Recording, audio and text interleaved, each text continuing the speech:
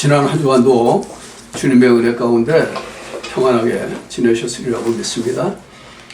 오늘은 지난주에 이어서 하나님의 긍휼에 대한 부분을 한 번 더 살펴보도록 하겠습니다. 본문은 에레미야서 3장 19절에서 26절까지 말씀인데 이 말씀을 가지고 무궁한 하나님의 긍휼이라고 하는 제목으로 말씀을 상고하도록 하겠습니다. 19절에 내 고초와 재난 곧 습과 담즙을 기억하소서. 내 심령이 그것을 기억하고 낙심이 되오나 중심에 회상한 즉 오히려 소망이 있사오면 여호와의 자비와 긍휼이 무궁하심으로 우리가 진멸되지 아니함이니이다. 이것이 아침마다 새로우니 주의 성실이 크도소이다. 내 심령에 이르기를 여호와는 나의 기업이시니 그러므로 내가 저를 바라리라 하는도다. 무릇 기다리는 자에게나 구하는 영혼에게 여호와께서 선을 베푸시는도다.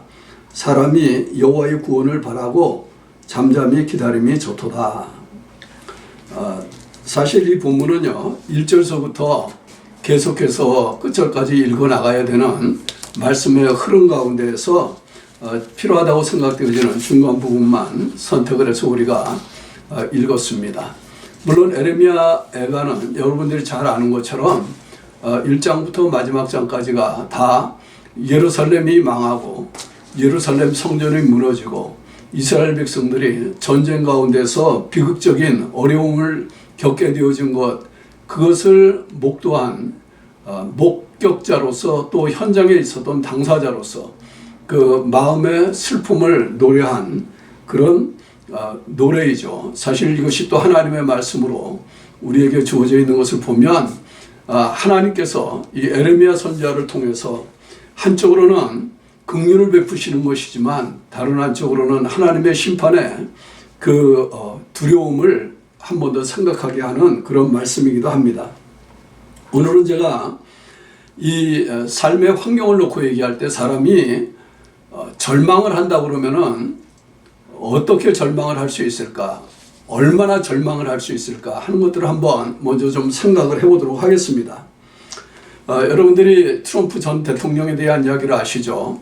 이제 어저께 그 두 번째 탄핵을 당한 일에서부터 무죄하다 이렇게 선고를 상원에서 표결되어진 것을 여러분들이 들었을 것입니다. 아마 미국 대통령 역사 가운데서 탄핵을 두 번씩이나 당한 사람은 이 트럼프 전 대통령이 유일할 것 같은데요. 아직도 다 끝난 것은 아니라고 합니다. 이렇게 상원에서 무죄라고 그 표결을 해서 탄핵을 무효화시켰음에도 불구하고 여전히 이 민주당 중심의 혹은 여전히 그 다수당을 유지하고 있는 하원과 상원에서 다시 의안을 만들어서 이 트럼프라고 하는 사람으로 하여금 국가 공직에 전혀 어떤 공직도 가질 수 없도록 자리에 들어갈 수 없도록 하는 법안을 만들자 뭐 이런 이야기를 하고 있다고 이야기를 합니다. 정치인의 입장에서 보면 대통령이 되기 전부터 또 대통령이 되자마자 그때부터 탄핵 얘기를 계속해가지고 이어지는 이 끊임없는 악순환 가운데에서 자기 입장에서 보면은 선거조차도 도둑질 당했다라고 하는 이런 생각을 갖고 있는 것 같은데 그런 그 한 정치인의 입장에서 정치적인 상황을 놓고 얘기하면 그는 현실적으로 얼마나 큰 절망감을 느끼고 있을까? 여러분들 한번 그 생각을 이렇게 추측이라도 해볼 수 있을 것 같습니까? 물론 이제 이렇게 얘기하면 한국에서 지금도 그 옥중 생활을 하고 있는 박근혜 대통령도 생각을 하게 되어지는데요. 물론 반대당의 입장에서는 마땅히 감옥 생활을 해야 될 사람이겠지만 그러나 오히려 또 그 지지하던 사람들의 입장에서 보면 얼마나 무고하게 억울한 감옥 생활을 하고 있을까. 그런 가운데에서 이 사람은 어떻게 그 절망스러운 현실 속에서 자기 자신들을 이겨나가고 있을까. 여러분들 한번 생각해 보실 수 있겠습니까? 그게요. 내가 좀 이따 한 번 더 얘기를 하겠습니다만 이 어려운 삶의 현장을 통과할 때 이 이야기를 하면 뭐 트럼프 전 대통령이 됐든 박근혜 전 대통령이 됐든 이런 사람들은 제3자들이잖아요. 멀리 있는 사람들이기 때문에 그들의 고민이나 그들의 어려움이나 그들의 갈등이 내 문제처럼 실감나게 다가오지는 않겠죠. 지금 우리가 이 코로나 팬데믹이라고 하는 이런 상황을 통과하고 있는데요. 얼마 전에 이런 일들이 있었습니다. 우리 알고 있는 가족들 가운데서 또 목회자들 가운데서 우리 동료들 가운데서 실제로 코로나 이 확진자들이 나왔어요. 그래가지고 그 사람들 때문에 또 그 온갖 염려와 근심과 걱정들 하는 가족들 생각할 수 있게 되지 않겠습니까? 그래서 우리 아는 우리 교수님 가운데 한 분에게 제가 그런 얘기를 그래서 했습니다. 코로나 바이러스라고 하는 게 어떻게 보면 꼭 죄와 같다. 죄. 죄라고 하는 게 세상에 들어오면서 하나님과 인간 사이를 관계를 완전히 나누어 놓고 벽을 쌓게 했죠. 격리되게 했죠. 그렇게 하고 서로 소통할 수도 없는 이런 악한 상황을 만들어냈는데 코로나 확진자가 되었다라고 하는 말을 듣는 그 순간부터 당사자는 정말 이게 얼마나 안타까운 일일까 하는 생각을 여러분들 한번 생각해 보세요. 본인도 자유롭게 다른 사람을 만날 수도 없고 다른 사람들과 얘기할 수도 없죠. 그게 그 다른 사람이 물론 친구들일 수도 있고 두세 집 건너뛰어서 사는 이웃일 수도 있겠지만 같은 지붕 아래 살고 있는 내 아내일 수도 있고 내 남편일 수도 있고 내 아이들일 수도 있고 혹은 반대로 내 부모님일 수도 있고 이렇게 생각을 한번 해보세요. 이게 참 안타까운 일인데 그나마도 격리되어져 있는 이 나뉘어지는 이런 그 불편한 관계 속에서 그나마도 조금씩 소통이라도 하면서 지내는 건 그래도 굉장히 괜찮은 거죠. 그런데 한 2주 정도 격리하고 난 다음에 다시 테스트를 받아가지고 그 비확진이라고 하는 말이 나오면 얼마나 좋겠습니까만은 그 중에서 심하게 된 경우에는 병원을 가야 되잖아요. 가가지고 산소호흡기를 쓰고 있어야 되는 사람들이 있잖아요. 한 번 들어가면 2주가 될지 한 달이 될지 3달이 될지 모르는 그런 위기감과 공포스러운 그런 시간들을 거기서 보내야 되는데 그럴 때에 그렇게 정말 우리의 마음을 낙담하게 하는 절망하게 하는 이런 상황이 전개되어질 때에 여러분이나 저는 어디서 희망을 가지게 되어지겠습니까? 어디서 소망을 가지고 살 수 있게 되어지겠습니까? 우리가 읽은 이 본문 말씀 시작을 하는 3장만 놓고 얘기해도 이렇게 얘기를 합니다. 여호와의 노하신 매로 인하여 고난당한 자는 나로다. 나를 이끌어 흑암에 행하고 광명에 행치 않게 하셨으며 종일토록 손을 돌이켜 자주자도 나를 치신다. 하나님께서 에레미야 선지자 정말 하나님의 말씀으로 수종 들고 하나님 백성들에게 하나님의 말씀을 전하기 위해서 목숨을 걸었던 이 선지자가 자기가 당하는 일을 놓고 볼 때에는 하나님이 자기를 치는 것 같이 생각을 하셨다는 말이죠. 그래서 17절의 말씀을 보면 우리가 읽은 본문 말씀 바로 앞에 나오는 이야기인데 주께서 내 심령으로 평강을 멀리 떠나게 하시니 내가 복을 잊어버렸으며 스스로 이르기를 나의 힘과 여호와께 대한 내 소망이 끊어졌다 하였다다 그렇게 이야기를 하고 있어요. 얼마나 절망이 되면 여기에 나오는 나의 힘과 라고 할 때 이 힘이라고 하는 말을 다른 최근에 나온 영어 번역 성경에서는 나의 인내라고 이렇게 의역을 했어요. 나의 인내가 이제는 다 끝났다. 내가 참으려고 애를 썼지만 정말 참을 수가 없다. 왜 그러냐? 내가 여호와께로부터 어떤 위로가 있게 되어지기를 바라고 어떤 구원의 어떤 그 조짐이 있게 되어지기를 바라고 이렇게 바라보고 하나님 앞에 날마다 나온 것 같은데 그럼에도 불구하고 하나님의 백성들이 당하는 이 일을 보니까 나는 그나마도 소망조차 없더라 이렇게 이야기를 하고 있는 것입니다. 여러분들 얼마나 절망이 된 것 같습니까?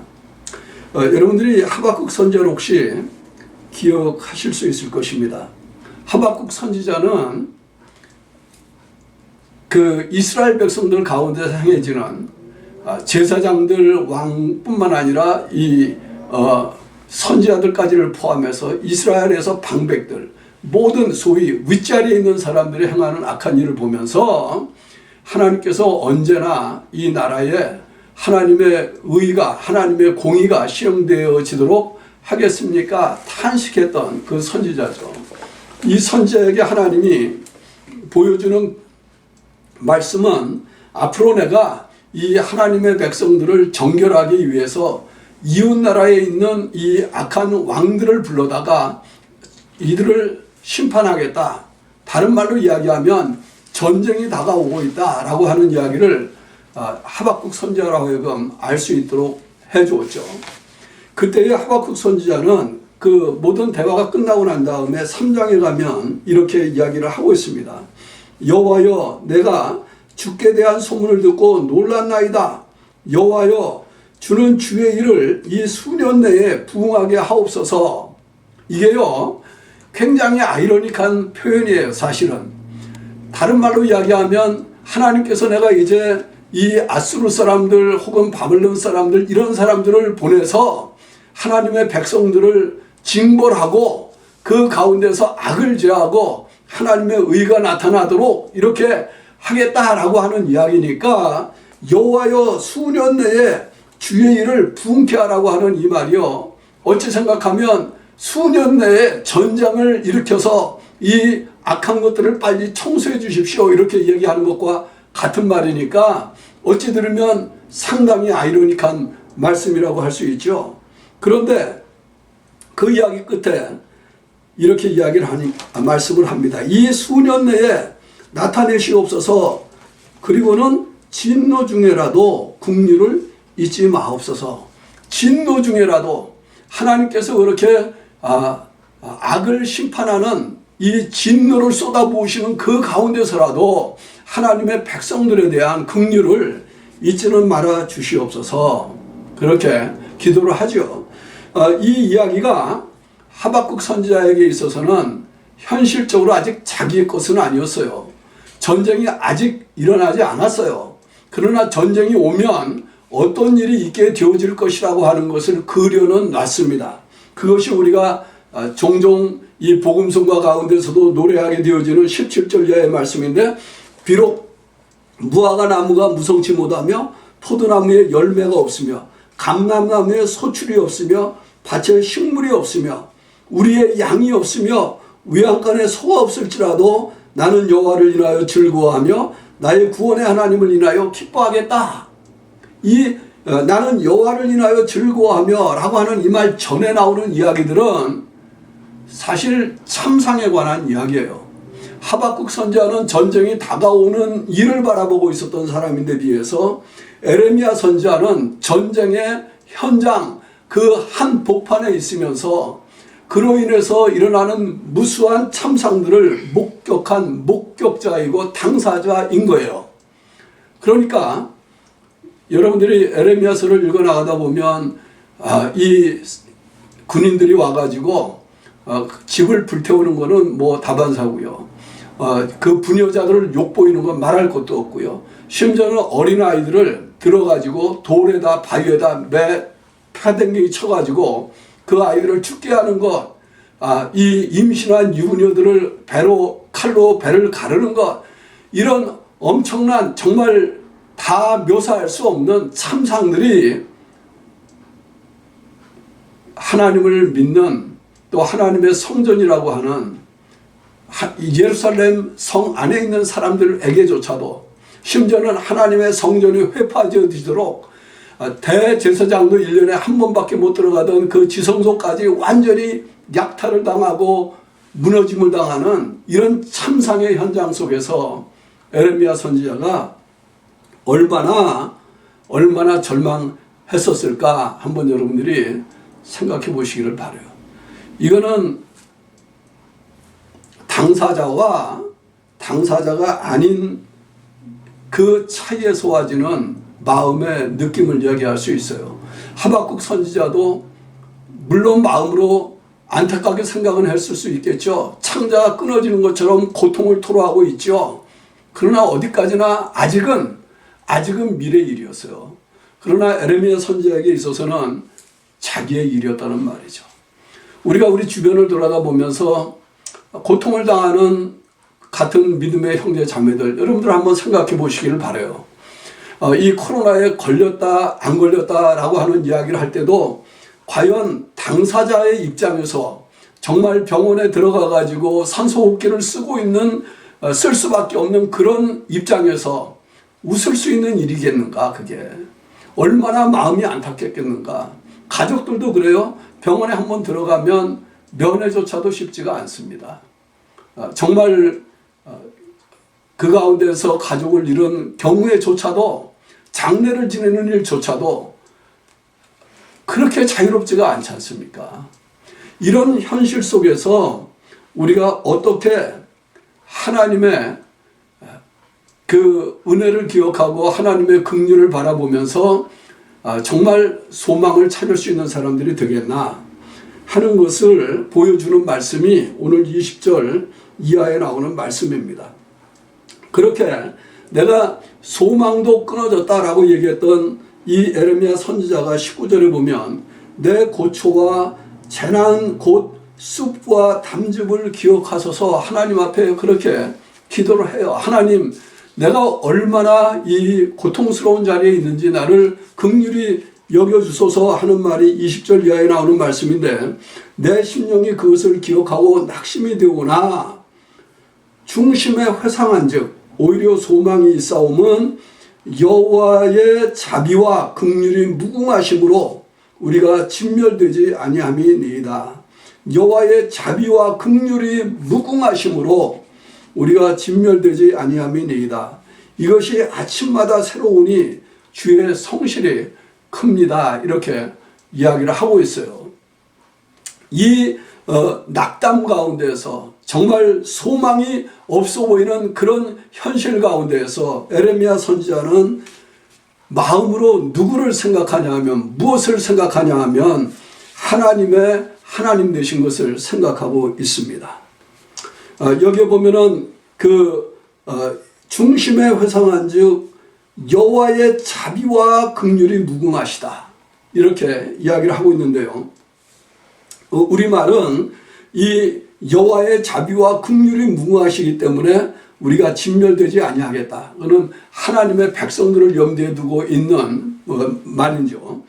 그런데 여기에 나오는 이 표현, 이 여호와의 자비와 긍휼이라고 하는 말은 사실은 하나님의 언약의 사랑을 표시하는 히브리어로는 그 헤세드라고 하는 말입니다.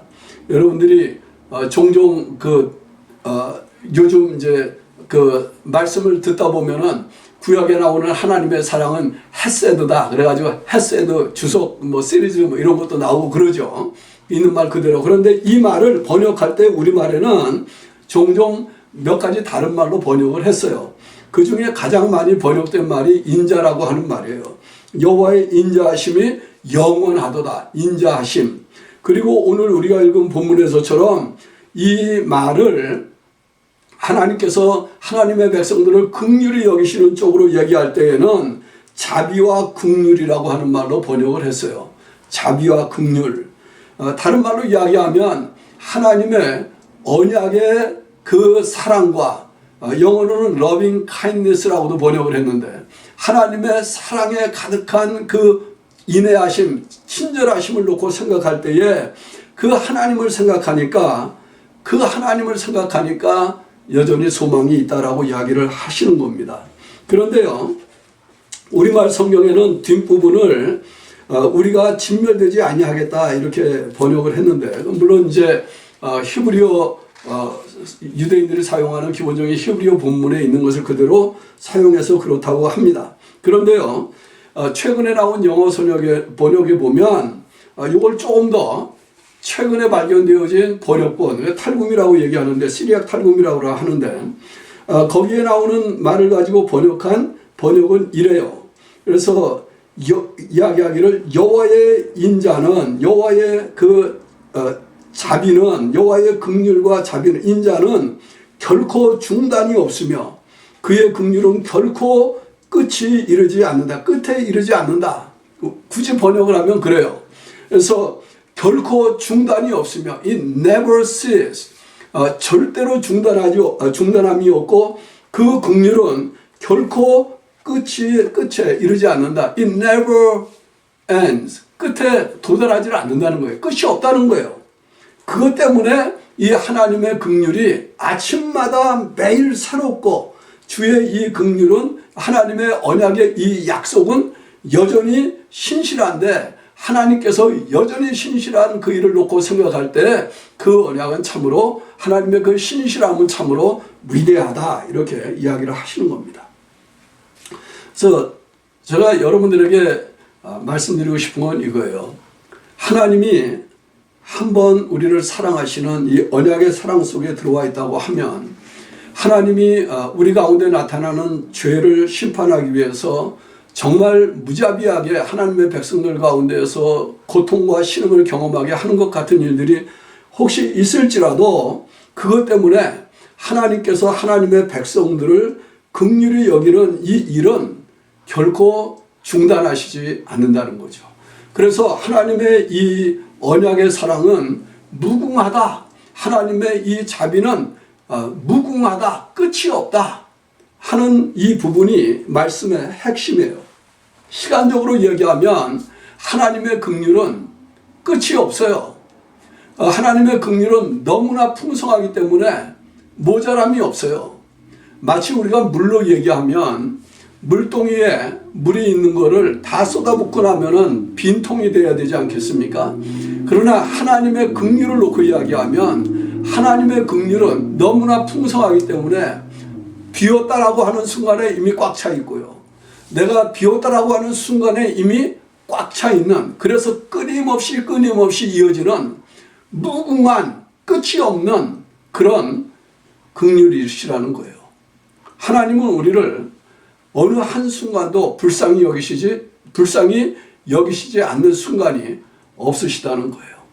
이것 때문에 우리에게 소망이 있다라고 이야기를 하는 것입니다.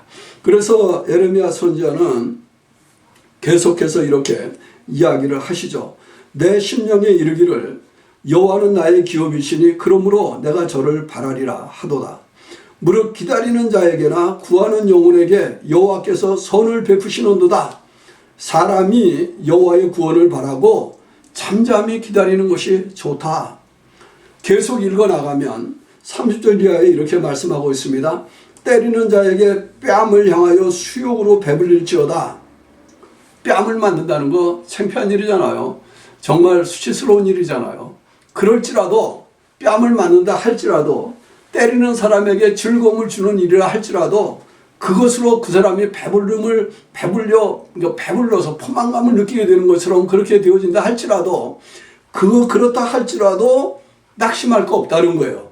이야기하기로는 주께서 영원토록 버리지 않을 것이며 저가 비록 근심케 하시나 그 풍부한 자비대로 풍부한 긍휼대로 자비대로 인자대로 그 언약의 사랑대로 긍휼히 여기실 것임이니라. 주께서 인생으로 고생하며 근심하게 하심이 본심이 아니시로다. 이 말씀은 여러분들이 몇 번 정도 들어보셨을 것 같은 생각이 들어요. 주님의 사랑, 주님의 자비, 주님의 긍휼, 이거는 영원한 거예요. 그렇기 때문에 하나님께서 우리가 사는 세상 가운데 혹시 불편한 일들을 하나님의 이 공의로우신 어떤 역사 때문에 허락한다 할지라도 하나님을 바라보고 사는 사람들은 그 가운데서 절망하고 낙심할 것이 아니라 오히려 그 하나님의 신실한 언약의 사랑을 붙잡고 그 하나님께 소망을 두고 사는 사람들이 되어야 한다는 말이죠. 병에 걸려있는 분들 같은 경우에는 어쩌면 지금 이 시간에 병상에서 이제 내가 정말 창조주 하나님을 만나야 될까라고 하는 생각을 하고 계실 분들이 계실지 모르겠어요. 그러나 그런 자리에서 있을지라도 우리가 우리 주님의 구원을 기억하면 하나님의 긍휼과 자비를 생각하면 우리에게 소망이 있다라고 하는 것을 기억하시기를 바랍니다. 뺨을 맞는 것에 대해서 생각을 한다고 하면 주님이 가르치신 말씀 가운데도 그런 말씀이 있는 거 아시죠?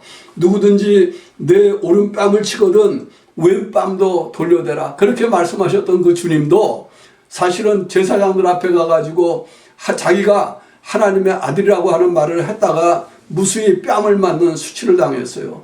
수치를 놓고 얘기하면 뺨을 맞는 정도가 아니죠. 예수님은 십자가에 달려 죽으시는 자리에 들어가기까지 수치를 당하셨어요. 그렇게 수치를 당하시고 고난을 당하셨지만 그 주님이 그것 때문에 낙심하셨느냐? 그렇지 않습니다. 히브리서 기자는 이렇게 히브리서 12장에 기록하고 있습니다.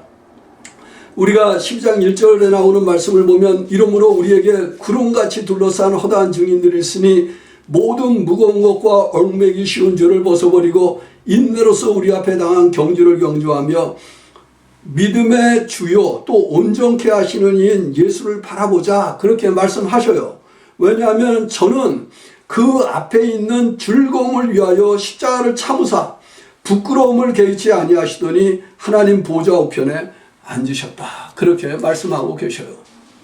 주님이 당한 십자가의 고난, 이것도 말할 수 없는 수치스러운 일이었지만 주님은 그것을 바라본 게 아니에요. 고통스러움을 바라본 게 아니에요. 절망적인 상황을 바라본 게 아니라 그 십자가의 죽음과 부활로 말미암아 이루어지고 나타나게 되어질 하나님의 완전한 구원의 사건을 바라보고 구속받을 하나님의 사람들, 믿음의 사람들, 여기에 보면 구름같이 둘러싼 허다한 증인들, 그 사람들을 생각하니까 주님께서 그것을 기쁨으로 개의치 않고 기쁨으로 즐거움을 위하여 십자가를 참으실 수가 있었다라고 말씀하셔요. 여러분들, 우리가 사는 삶의 현장이 좀 절망스러울지 모르겠어요. 그러나 우리의 삶의 현장이 주님과는 비교할 수 없을 것 같고, 주님까지는 아니더라도 에레미야 선지자가 있었던 삶의 현장 한복판과도 비교할 수 없을 것 같은, 우리는 전쟁을 경험해 본 사람들이 아니잖아요. 그런 면들을 생각하면 코로나 바이러스를 놓고 얘기해도 우리는 당사자들은 아직 아니잖아요. 물론 당사자들인 분들도 계시겠죠. 그렇다 할지라도 우리 주님을 기억하시고 오히려 그 가운데서 하나님의 긍휼과 무궁한 이 긍휼과 하나님의 변함없는 신실하심 때문에 오늘도 이 한 주간도 주님을 향한 믿음으로 승리하며 사는 저와 여러분이 되기를 우리 주님의 이름으로 축원합니다.